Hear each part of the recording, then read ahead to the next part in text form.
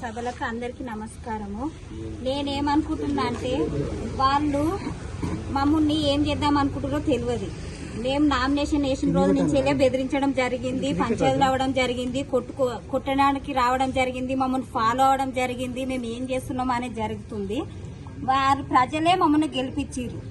తెలంగాణ రావాలనే ఒక ఉద్దేశంతో వాళ్ళు గెలిపించారు.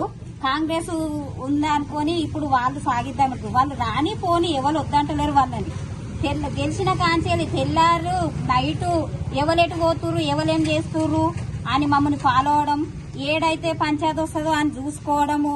వాళ్ళు మొత్తం మమ్మల్ని టార్గెట్ చేసుకుర్రు. మేము తెల్లారులైతే పని పోతాం, మా భర్తలు వీడొచ్చి నిలబడితే వాడు ఒక్కడున్న చూస్తుర్రు, ఒక్కడున్న చూసి వాడిని రెచ్చగొడుతురు. పెళ్ళాలని తిడితే ఎవరికైనా కోపం వస్తుంది. పెళ్ళాలని తిట్టేసరికి నా పెళ్ళాన్ని ఎందుకన్నావని వీళ్ళు పోయేసరికి వాళ్ళు కొట్టడం జరుగుతుంది. ఏటన్నా పోయిర్రు అనుకో, ఏమన్నా జరిగినా కానీ నా భర్తలకు వీళ్ళందరు కారణం అని నేను చెప్తున్నా. ఈ కాంచెలి సార్లకు అందరికి చెప్తున్నా, అందరు చూస్తుర్రు అని ప్రజలకు అందరికి చెప్తున్నా. ఈ ప్రజలను మాత్రం కాపాడుర్రి, మమ్మల్ని కాపాడుర్రి అని చెప్తున్నా.